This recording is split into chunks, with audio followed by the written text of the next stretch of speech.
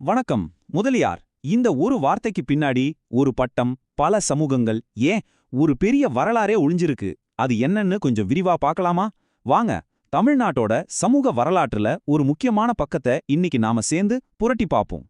முதல்லயே நாம எல்லாருக்கும் வர ஒரு முக்கியமான கேள்விக்கு போயிடலாம். முதலியார் அப்படிங்கிறது ஒரு பட்டமா இல்ல ஒரு குறிப்பிட்ட சாதியா?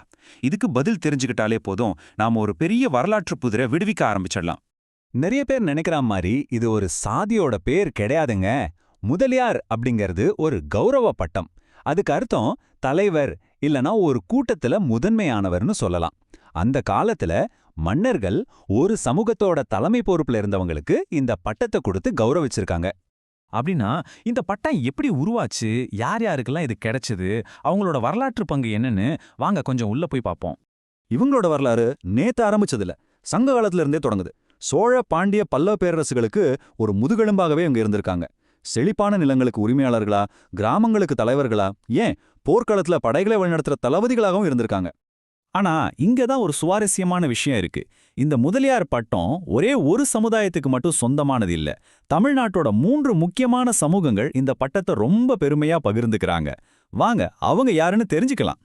அந்த 3 சமூகங்கள் விவசாயத்துல சிறந்து விளங்கின வெள்ளாளர்கள், வீரத்துக்கு பேர் போன செங்குந்தர்கள், அப்புறம் சேனை தலைவர் சமூகம். இவங்க ஒவ்வொருத்தரும் அவங்கவங்க தலைமை பண்புக்காகவும் சமூக பங்களிப்புக்காகவும் வெவ்வேறு காலகட்டத்துல இந்த பட்டத்தை பெற்றிருக்காங்க.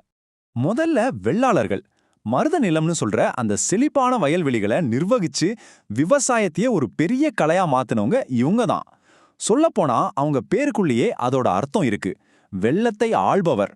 இப்படி ஒரு நிலப்பரப்பையே நிர்வகிச்சு அந்த பகுதிக்கு தலைவரா இருந்ததால இவங்களுக்கு முதலிப்பட்டம் ரொம்ப இயல்பாவே அமைஞ்சிடுச்சு. அடுத்து நம்ம பார்க்க போறது செங்குந்தர்கள். அவங்களோட ஆரம்பமே ஒரு புராண கதையோட பின்னி பிணைஞ்சிருக்கு.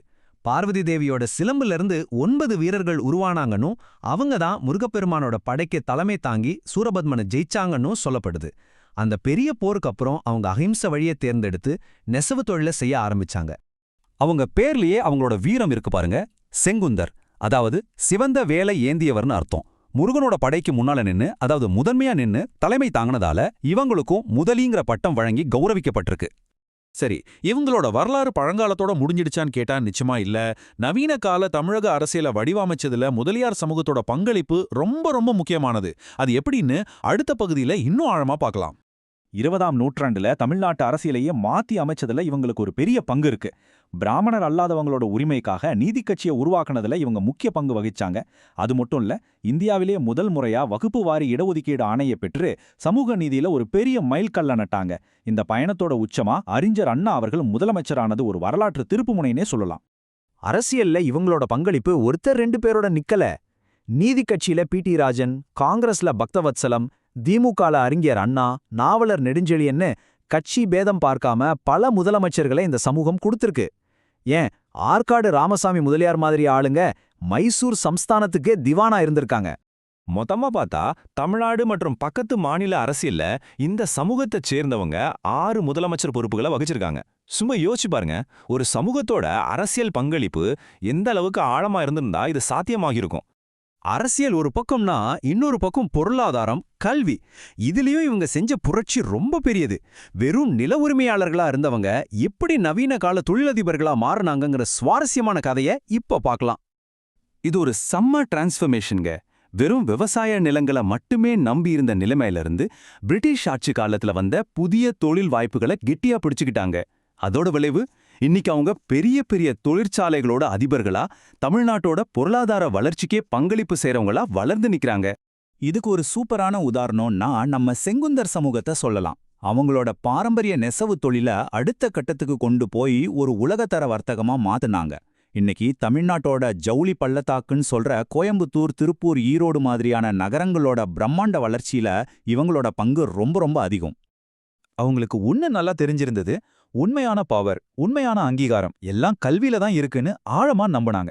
அதனால அவங்க சம்பாதிச்ச பணத்தை தங்களுக்கு மட்டும் வச்சுக்காம ஊருக்கே பயன்படுற மாதிரி பள்ளிக்கூடங்களையும் கல்லூரிகளையும் கட்டினாங்க. இத ஒரு சமுதாய கடமையாவே அவங்க பார்த்தாங்க. இந்த சமூக பொறுப்புக்கு ஒருத்தர உதாரணமா சொல்லணும்னா அது வள்ளல் பச்சையப்ப முதலியார் தான். அவர் சாகர தருவாயில சொன்னது, என் சொத்துக்கள் எல்லாமே கல்விக்கும் அறப்பணிகளுக்கும் தான். அவரோட அந்த ஒரு தியாகத்துல உருவான பச்சையப்ப மரக்கட்டளையும் கல்லூரியும் இன்னைக்கும் ஆயிரக்கணக்கான மாணவர்களுக்கு அறிவொளிய கொடுத்துட்டு இருக்கு. சரி, இவ்வளவு பெரிய வரலாற்றை நாம பார்த்தாச்சு.